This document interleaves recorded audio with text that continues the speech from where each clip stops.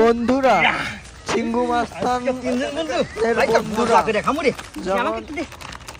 ঠান্ডা খায়, চিপস খায়, তারপরে চিঙ্গু মাস্তান বন্ধু কিভাবে ধোকা দেয় আপনারাই দেখুন।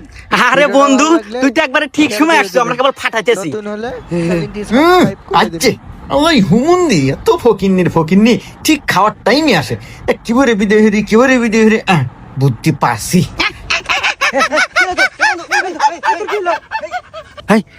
এই তোর কিলো কিলো এ বন্ধু তাতে পানি আচ্ছা আমি পানি আনতেছি।